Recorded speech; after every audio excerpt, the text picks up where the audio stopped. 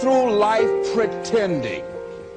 Pretending that we're satisfied where we are, pretending that everything is okay, pretending that we don't have any special goals or ambitions or desires, when really deep down inside we do really want more. Find out what it is you want and go after it as if your life depends on it. Why? Because it does. It's time for you to look within yourself and decide that I'm in charge of my destiny. I'm in charge here.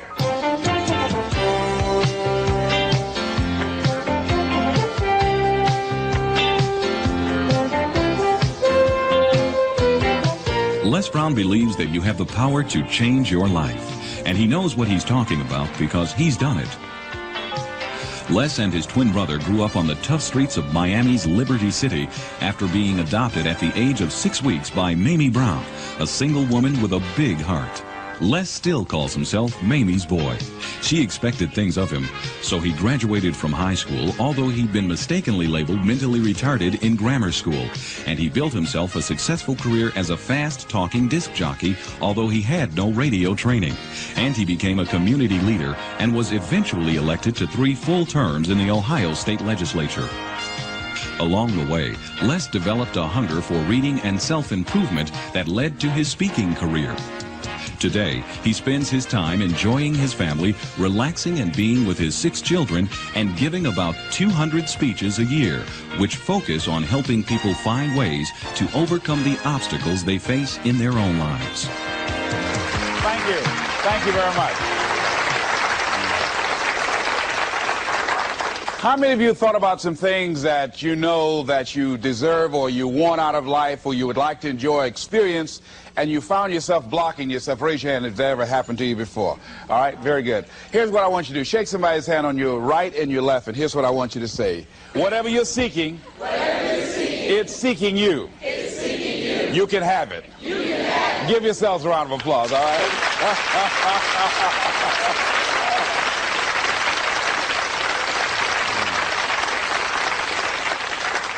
Now, the reason I brought that up is I was riding with a friend the other day, and I know this friend of mine who has been working on a job where she's been miserable for a long time. She was telling me about how she was miserable on the job and how she was so unhappy. So I said, if it's that stressful and if it's causing you that much pain, I say, why don't you just quit and do something else?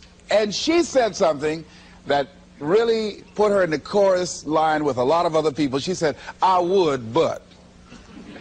And then I started thinking about that. I said, let me take a poll. So I started talking to other people, and I would ask them what they were doing. And I said, but is that your passion? And they would say no. I said, then what's your real passion? And they would tell me what their real passion was. Then I said, well, then why aren't you doing what you really want to do? Oh, I can do it, but. And they would continue on. So this word, but just kept on coming up. And then it also has some friends like woulda and coulda and shoulda. And one day, I'm going to have my own business. Those people who talk about one day I'm gonna. Some of y'all know some of those one day I'm gonna people. Raise your hand. Some of you get up in the morning and look in the mirror at that person. I just tease it, all right? So how is it that many times we block ourselves and we use these words almost like we're in a trance, like we're sleepwalking through life, that we find ways to cancel out our dreams? And I think that but is a dream killer, that a lot of things that we want to do, a lot of places we would like to go, a lot of things we would like to experience, and we just stop at but, and we build a case. In fact, I was reading something the other day that talked about but. It says, but is an argument for our limitations. And when we argue for our limitations, we get to keep them. See, but will cause you to procrastinate. But will cause you to hide out behind fear. But will cause you to come up with all type of excuses that you can validate your inaction and not acting on your dream. And right now, more than ever, people need to look for ways to live their dream. People need to look for ways to make it on their own. There is no such thing as job security. There's no such thing as a storm-proof or tragic-proof life. There are no guarantees today, ladies and gentlemen. The illusion is gone. There was a time when we graduated from high school, you were told, go to college and get out, and you go and work for a corporation for 30 or 40 years, they'll give you a gold watch and you'll retire. Special announcement, that day is gone. That day is gone, never to return again. So instead of people living in fear, feeling stressed out, feeling powerless, feeling like victims, I think it should be a time that we need to begin to look at ways that we can become an active force in our own lives. Look at ways when we can decide to take charge of our own destiny. Look at ways when we can decide to design a life of substance and begin to truly live our dreams. And it's time for people to decide, I'm ready to get on with my life. Shake somebody's hand on your right and left. A guy named Bob May said this, don't let nobody turn you around. Do that right quick.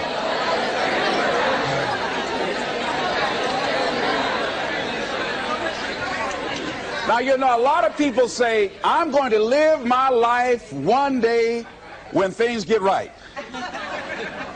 When I get all my bills paid. When I get my feet on the ground. I say, what have you been walking on?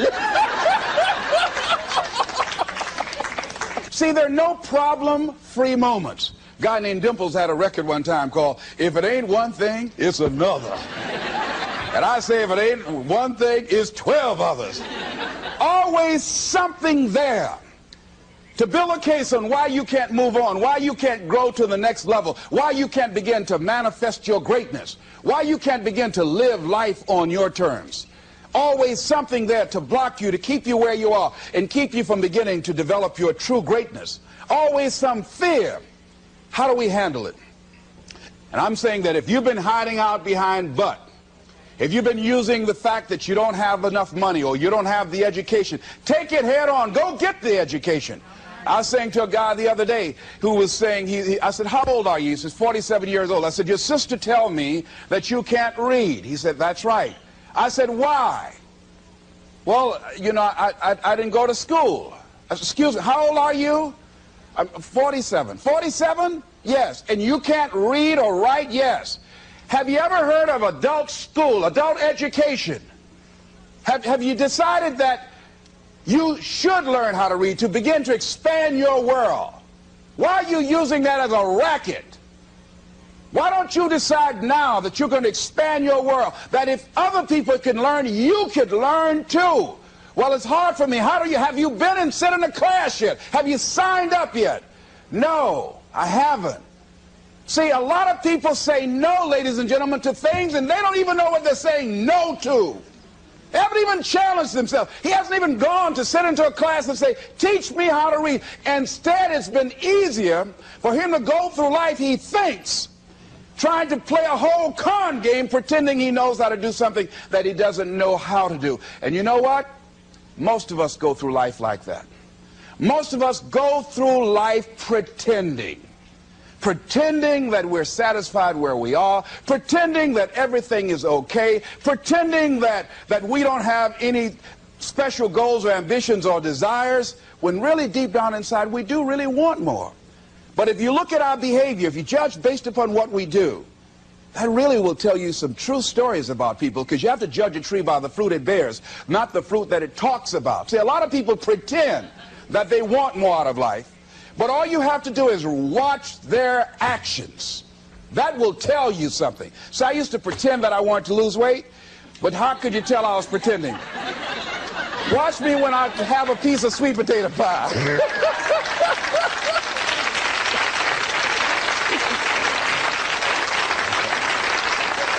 Let me get within walking distance of some peanuts, some potato chips. See, I was pretending that I really wanted to lose weight. No, you just watch what I eat. I'll tell you what I'm seriously committed to. People tell you, oh yeah, one day I want to have a restaurant. See, they're pretending they want to go into business for themselves. They're not serious. How can you tell, Les? Watch their actions. Watch what they're doing. The proof is in the pudding. So if you want to do something, if you thought about something you want to do, take it head on. Decide that you're going to start looking at it, start doing research on it, start tackling it, Start becoming involved in whatever and wherever it might lead you to begin to explore the possibilities in that particular thing that you're seeking, so that you can begin to learn all you can about it. Decide that you're going to face it, that whatever shortcomings you have, that you're going to strengthen yourself there. Whatever training that's required, that you're going to go get that training, that you're going to get started right now. George Washington Carver would say, do what you can, where you are with what you have, and never be satisfied. S.B. Fuller used to say, and you heard Joe Dudley talk about, always strive to be more than that which you are. Yeah, don't get satisfied with yourself. Always know that wherever you are, you can enjoy more, that you deserve more. But most people, you know what they do? Most people go through life quietly and safely, tiptoeing to an early grave.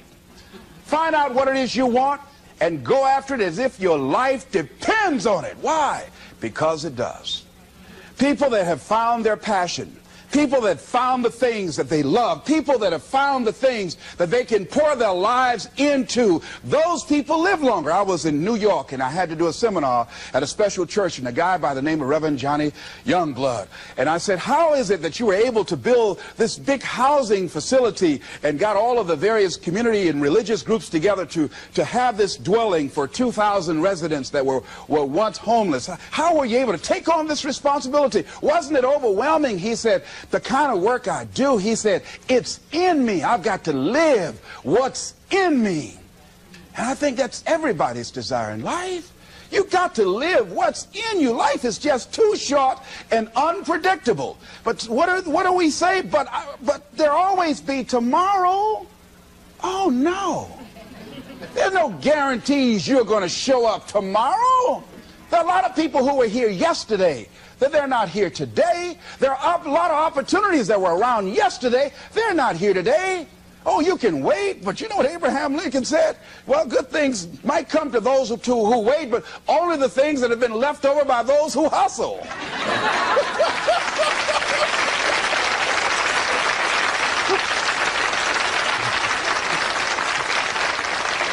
So who want to go through life picking up leftovers? You deserve much more than that. The leftovers is somebody has left you. So take it head on, begin to explore it. Here's something else. Decide to do it now. Decide whatever you want to do, that you are now going to become actively involved right now, exploring the possibilities for you. That you're going to look at it and do just a little bit of it right now. When I decided to become a speaker, I didn't just quit my job and just ran out and say, I'm a motivational speaker. No. What I did was, I decided to start looking at other people that were involved in the speaking profession. I volunteered to work with some speakers so that I could learn. Whatever you want to do, get your feet wet. Gain some experience doing some volunteer work in the area and find out whether or not this thing you want to do will fit for you. A friend of mine told me he wanted to have a restaurant. I said, have you ever operated a restaurant before? He said, no. I said, well, really, you don't even know if you want one. I said, what's your expertise? What do you bring to the table? He said, I can cook real good. I said, well, what about the management side? What about the business part of the restaurant? You're not going to be cooking all the time. Somebody's got to receive the money. Who's going to manage the personnel? He said, you got it right. You got a point there. So this guy got a job in a restaurant in the evening time on a part-time basis. After doing that for a while, he said, you know what? I think I just want to be a chef. He said after working there, people didn't show up to work. He said it's hard to find the help. People weren't responsible. The headaches, the guests were just giving him problems day in and day out. They weren't ever satisfied. He said, no, I just think I'll stick to cooking. See, you got to find out what fits for you. Because you might decide that after you go up in there and examine it and experience it and get some experience under your belt on it, well, you say, this is really not what I want. This does not fit for me. So decide that you're going to do that. Now, John H. Johnson said something that's very important. He said, there's no defense against an excellence that meets a pressing public need. See, whatever you decide to do, look at it and find out what is it that I have that I could bring to the table that can begin to enable me to ensure that I could be successful in this. Where is the opening for you? There's room for you out here.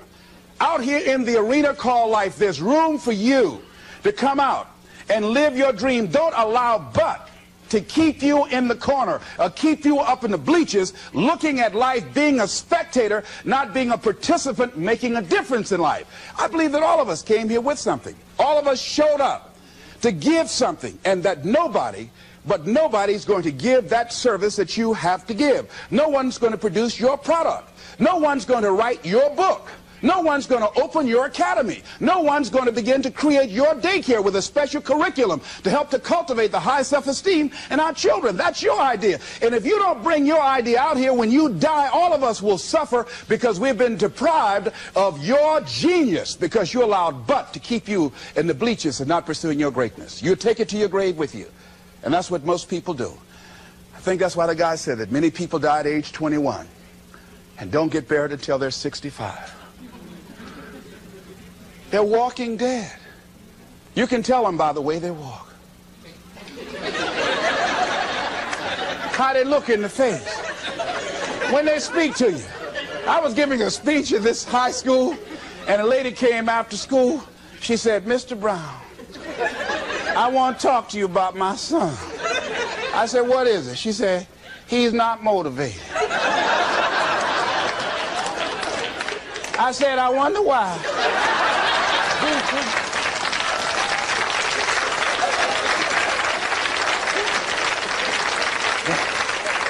You got to have energy, ladies and gentlemen. You got to have life. If you're excited about what you're doing, even in the area of selling, you know people don't buy because of logic or reasoning. People buy because of your way of feeling. People don't like to be around dead people. No, let the dead bury the dead. No, keep them away from you before they grab you or hold on to you.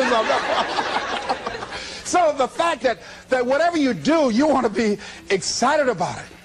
You want to have the kind of excitement that is so contagious that people want to be around you. Because whatever you're doing, whatever you talk to people about, this particular idea that you have, they're looking at you and they want to know, do you believe it? And are you the kind of person they want to be in business with? And if you're not positive, if you're not energetic, if you're not fired up about it, how can you expect anybody else to be fired up about your idea? Am I right?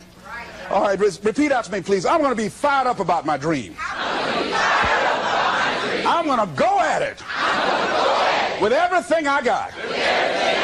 Shake somebody's hand on your right and left and say, "You got what it takes."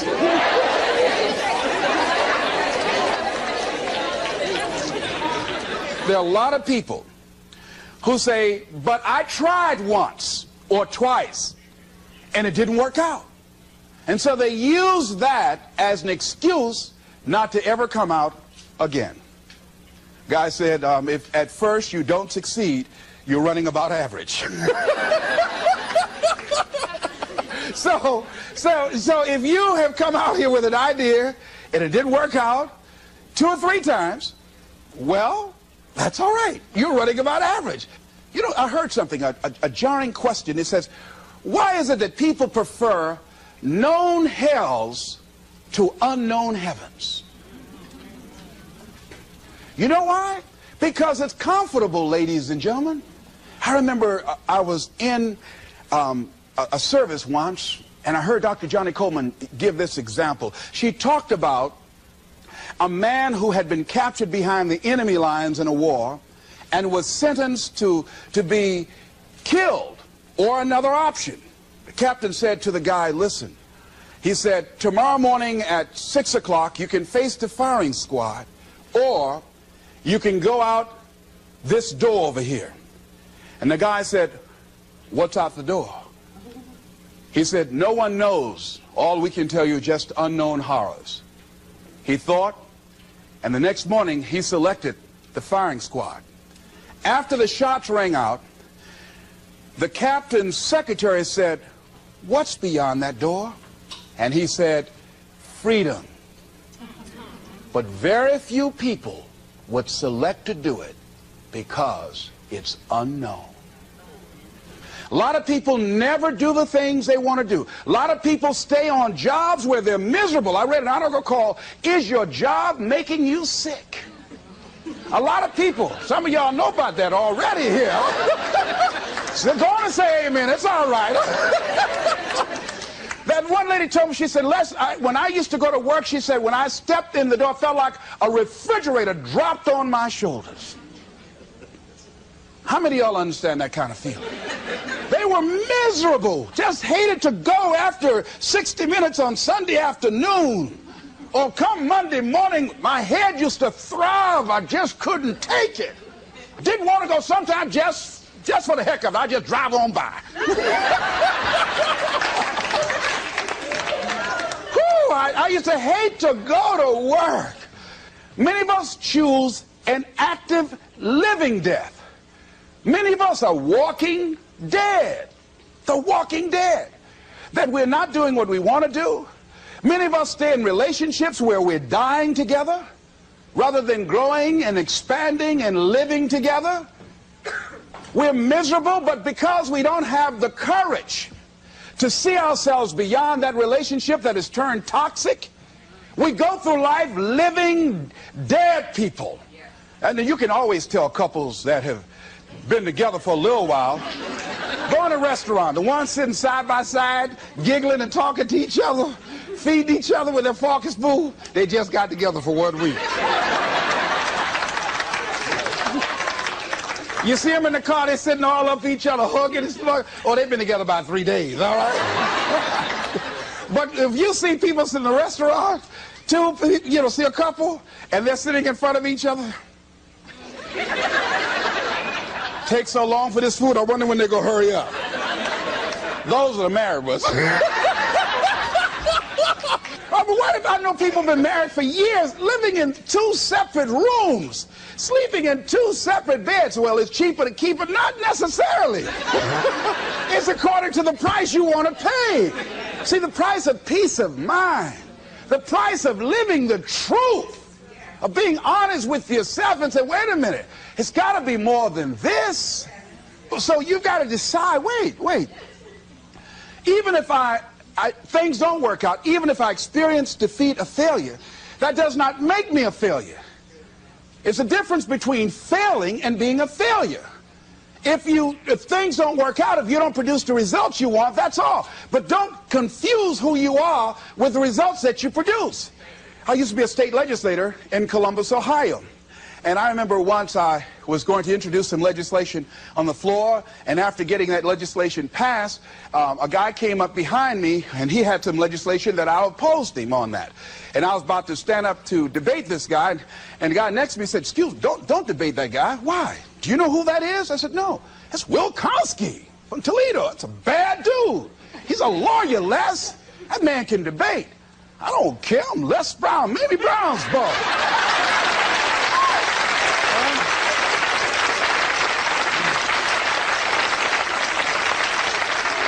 So I raised my hand, Mr. Speaker. He said, the gentleman from the 29th House District?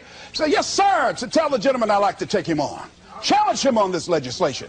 He said, Will Kosky said, I would more than like to, Mr. Speaker. Everybody would say, whoa. I asked him some questions. He responded.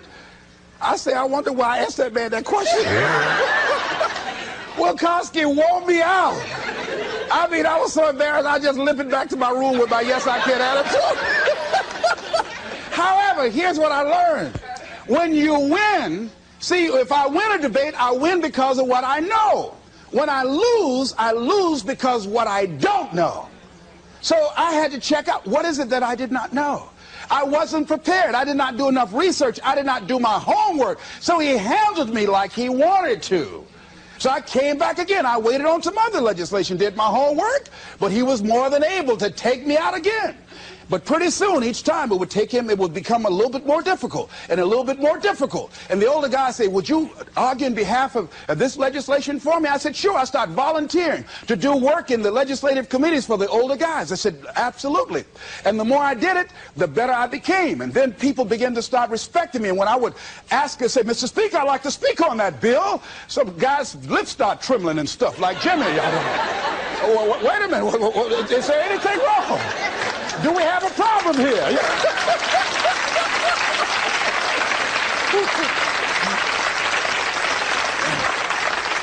But if I wasn't willing to be humiliated, if I wasn't willing to allow myself to be embarrassed, if I wasn't willing to be debated and defeated, if I wasn't willing to look at it and say, well, I'm just not good as I'm going to be. You know what that lady say? Lord, I ain't what I want to be, ain't what I'm going to be, but thank God I sure ain't what I was. Doesn't that make sense?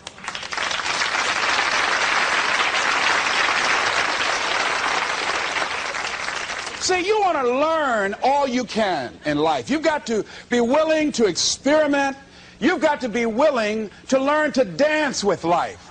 You know, Larry DeAndre said, if you don't learn to dance with life, life will pass you by and get another partner. I'm saying you're going to have to dance even if you don't want to. You're going to have to dance with life. So you might as well learn you some steps, because it's going to drag you out on the floor anyhow. So you better get out there and try to do the twisters. Try to do something. Say, life is just looking all right. Because life going to put some knots on your head anyhow. I mean, he'll come up in the bleachers and slap you before everybody. That's why. That's called life. No one is immune. Just think, just over a year ago, everybody's talking about Donald Trump. He was a darling of America, the American dream fulfilled. Just over a year ago, less than 2 years, everything that people were bragging about, this wealthy, invincible American figure, look what has happened now. Everybody, no one is exempt from that. I was talking to a friend of mine by the name of Maria. And Maria, who was diagnosed as having muscular dystrophy at age 15 and wheelchair bound, figured that enough had happened to her. She was somewhat immune, she felt, unconsciously, from any more accidents or misfortunes in life. Her wheelchair malfunctioned. She fell out, suffered a closed head injury, almost went blind, lost her memory and concentration for a long period of time. She said, on that day, Les, I decided to live. I said, why? She said, life is about today. She said, I felt because what had happened to me, I was exempt somehow. No. Life will knock on everybody's door. I don't care who you are, care how nice you are. Life will come get you. People will dislike you because you're nice. Oh, she thinks she's nice. She's some Miss Goody Two-Shoe. People will dislike you because you look better than they do. Because you have more than they do. They'll be envious and make up lies about you and attack you. Be envious of you. Why? I don't know. That's the way they set it up. I don't know. I don't even ask any questions. That's just the way it is. That's the way it is. Handle it. And that's what Maria said. Les, I'm going to live. She said, and they told me I was going to go blind. I said, wait a minute, can you imagine me around a shopping center in a wheelchair and a walking dog too? Oh, no. She said, I'm going to see, Doc. I've got to. And she can see today. That willpower, that determination, very positive, upbeat person. I say, but don't sometimes you feel sorry for yourself, and don't you wish you had the capacity to do what other people do? She said, I don't waste my time comparing my condition with other people, one. And she said, people that suffer from a lack of motivation suffer mainly from a lack of self-appreciation. She said, I know that I have value, and the fact that I'm in a wheelchair doesn't make me any less of a human being who can contribute something to life.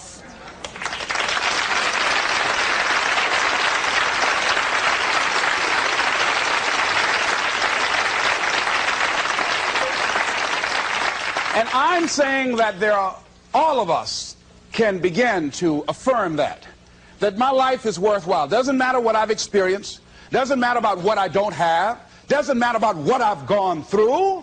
What's important is that where I am right now, that I live life and I experience my life fully. She said, Les, before the accident, I wasn't living 100% of my life. I said, what were you living? She said, around 20%. And I said, you know what? I said, I know what that's like. See, if you go through life holding back, and most of us do, most of us, if we ask ourselves, have we done all we can do? Most of us will have to answer, no, we haven't. We've been holding back. We have ideas that we don't act on, things we want to do. We're afraid to take chances. We go through life trying to seek security and not coming outside of our comfort zone, and we take most of our stuff with us to the grave. And I'm saying that the fact that you're still here, that you're still breathing, you've got some more work, and you owe it to yourself. You owe it to yourself. So when you get up in the morning, that you can look yourself in the face and say, hey, I'm living my life on my terms. That's important. Not to give up on your dream, not to give up on yourself. Now, are there going to be some moments when you want to give up? Yes. Will there be some moments when it's going to seem like it's impossible? The pain that you're experiencing, the disappointment that you're experiencing, that you're going to say, it's not worth it? Yes, that's going to be right there for you. It's going to be in your face, telling you to go back. You're going to start listening to the buts, and buts will have all kind of help and support from your family members and friends saying, I told you, fool. You're going out to this positive thinking stuff. Look at you now. Bet you wish you had that job now. Remember, I lost my job. I was very controversial in Columbus, Ohio, in broadcasting. Lost my job, and here's what I learned. That you've got to immediately start using your energy positively. The old folks used to say, an idle mind is the devil's workshop. That's real. I mean, when I didn't have anything to do, my mind used to say, you better go back and get your job. Why did you just shut up? Always running your mouth. Quack, quack, quack, quack, quack. Why did you just hush? You'll be working right now. Broadcasting was all that I knew. And that was my life. I loved talking to people, and I loved playing the records. Used to come on there, look out, this is Les Brown. All right, get up, face these, raise your right hand, throw your head back, put your teeth in and say, I am somebody.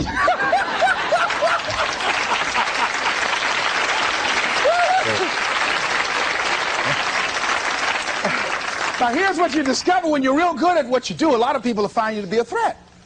They won't hire you. Oh, they want people in there they can control or dominate. So if you're a high-powered person, sometimes that can be a liability for you. So it was difficult for me to get a job in broadcasting. Did not get a job in broadcasting. Had to take another route. Had to begin to use my talents and abilities in another area. Wherever you are right now, I'm saying to you, you've got at least 3 or 4 or 5 talents that you are not even aware of right now. And you'll never be aware of them unless you come outside your comfort zone and challenge yourself to develop your talents and abilities, to see what it is that you might have a knack for, that you haven't discovered as yet. See, most people never discover their true potential or their other talents and abilities because they figure that they're one-dimensional. And they don't try and stretch themselves and learn more. Guys say, he who learns the most earns the most. See, if you start learning more things and finding out and experimenting with your life and finding out what else fits for you, here's what you discover, that as you start working with it, and the more you do it, the more you realize other ideas coming to you, the more creative you can become.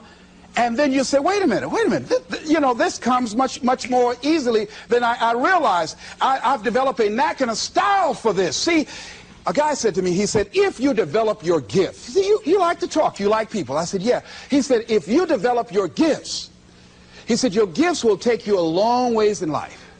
And ladies and gentlemen, because I decided, so I used to be a jack of all trades and master of none. I tried to do everything. I used to be a disc jockey, state representative, community activist, used to do public relations work, used to promote shows, used to be an MC in a nightclub, used to own a nightclub, the Pink Pussycat in Columbus, Ohio. I did everything, sold insurance, you name it, door-to-door salesman, I did it all. But finally, I decided to focus my energy. I looked at all my talents and abilities. I said, well, I've got to just find what's my one thing, what's my trump card, what's the one thing that I do better than I do anything else. I said, well, I like to do a lot of things. I like to promote, I like to MC, I like to talk, I like being a disc jockey, program director, I like being a community activist, I enjoyed being a state legislator, but I had to find one thing, and I found that one thing. I decided I was going to develop myself as a speaker. And I started following other speakers around. I started doing research. I would read about Marcus Garvey, Frederick Douglass, Booker T. Washington, Winston Churchill. The truth is incontrovertible. Malice may attack it, ignorance may deride it, but at the end, there it is. Carlyle, truth crushed to earth, shall rise again. I would follow Dr. Otis Moss. I read what Dr. Martin Luther King said. He's the greatest preacher in the world. I used to follow him. Of Charles Adams out of Columbus, out of Detroit, Michigan. Any great speakers, I would follow them and watch them. I'd be in the back just checking them out. Used to watch Billy Graham on television, turn the volume down to watch his hand movements because he's so expressive with his hands. I just became a student of the area that I wanted to become involved in. I would go to the motivational rallies, join the National Speakers Association, and watching all these guys, and then I would work and practice in other areas and developing my own style. Sometimes I would imitate other guys, and eventually what you'll begin to do is that you emerge and develop your own style as you do it and work with and work with and work with and work with it. And I say to you, that is so exciting. People that are working on their dreams and developing themselves, they have a different kind of walk.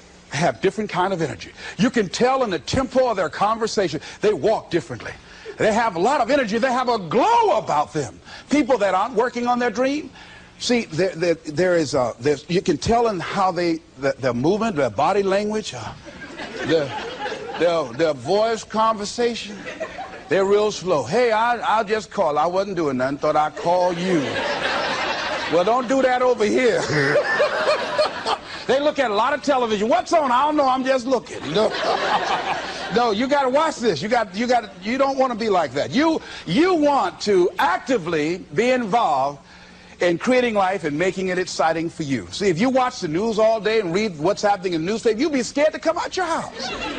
Am I right? You'll be scared around here.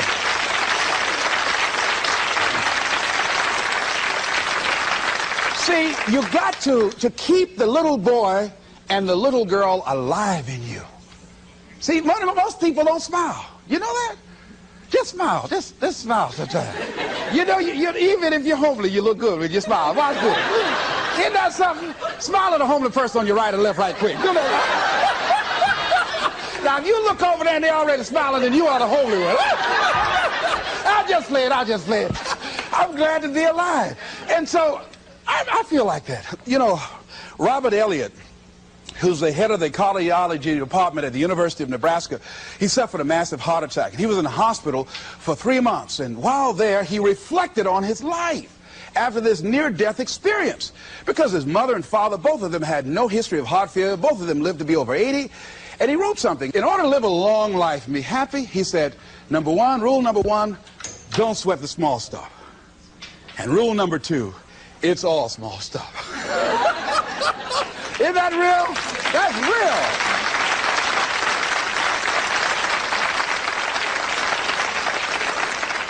See, if you're working on your dream, sure there are going to be times you're going to want to give up. Sure there'll be times in life I'll knock you down and catch you on the blind side. But the challenge is to hold on.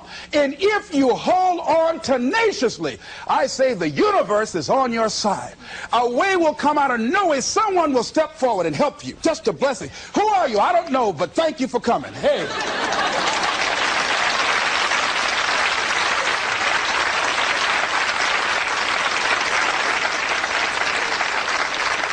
So don't allow the difficult and challenging times to demoralize you. I love to quote this guy, Charles Udall. He said, in life you will always be faced with a series of God-ordained opportunities, brilliantly disguised as problems and challenges.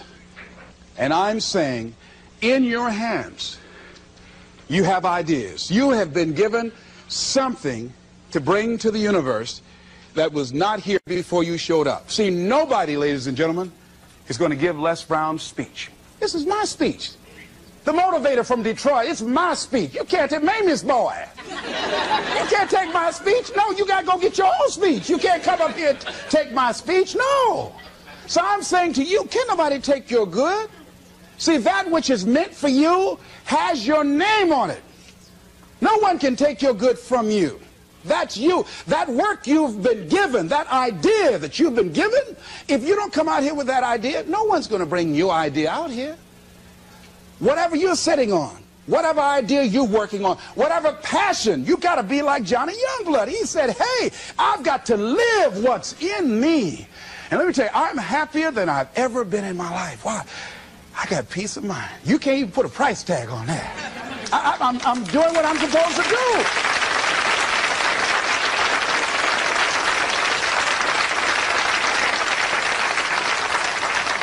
And I say to you, the universe is calling you. A young lady wrote me a letter once after hearing me speak in Detroit, and I had just finished working with some kids, and it really was a short letter. It was a short letter, but powerful. And the letter read, she said, the voice of greatness has called me, and I'm afraid to answer. Ooh. I felt that. I know what it is not to answer. See, I could have been doing this years ago, but I was afraid to answer. I had these buts that I was hiding behind. Like Gideon, I didn't want to come. Not me, not me. I'm not good enough. I'm not. Wait, let me get ready. Let me get ready. You know, you ever seen those perpetual students? Oh, let me get ready. Let me get ready. Got a friend named Carolyn, been going to school 10 years. Got all kind of degrees. Ain't doing nothing in life. You know, I'm saying answer your call. The universe is calling you. Here's something about life. You can't get out of it alive. Hello? You can't get out of life alive. Live now, like Maria said. Live your dream now. So, the other night I had a funeral, and I don't mind doing it again. We buried Bud. We said, Bud, you won't have no place in our lives no more. These dreams you've been killing. Oh, Bud, you ain't gonna kill no more dreams up here. Everybody repeat after me. Bud, get out of my life. Get out of my life. I don't need you no more. I don't need you no more. Don't come back here. Don't come back here. Shake somebody's hand on your right and left and say, keep him away. Keep him away.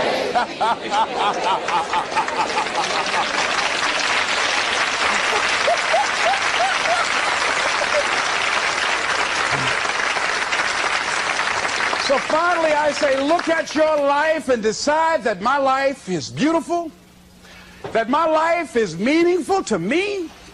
I'm not exactly sure what I want to do, but because my life means so much to me, and there are no guarantees in life, I'm going to live as much as I can each day. I'm going to do what I can where I am right now. And whatever I shared with you, I read a book called It Works If You Work It. That's what Johnny Coleman said. See, if you don't decide to act on your dream, if you don't decide to make a decision to live your life, if you don't decide to step into your fears, if you don't decide to say yes to your life, it will never work for you. The time for just wishing is past. Time for doing, that's the time right now. Time for acting on your dream. Holding on courageously, as Winston Churchill said, and not lose enthusiasm. Time to face yourself and talk to yourself in the mirror. Time to look around and become creative and see what need or service that you can provide with high standards so that people will talk about you being a master at what you do because of the commitment of pride and excellence and high standards that you've set for yourself. It's time for you to look within yourself and decide that I'm in charge of my destiny. I'm in charge here. And I'm not going to allow anybody to turn me around. I am determined that I'm going to make it. And here's something, ladies and gentlemen. When you make it important, it's not a preference. It's not negotiable. It's a must. And when you decide, I'm going to do it, regardless of the opposition, regardless of the difficulties, I'm going to make this happen because it's important to me. I'm saying the universe will yield to you and life will never be the same again. Live your dream. This is Mrs. Mamie Brown's baby boy, Leslie Calvin Brown, saying it's been a plumb pleasing pleasure as well as a privilege. Thank you all here. Thank you very much.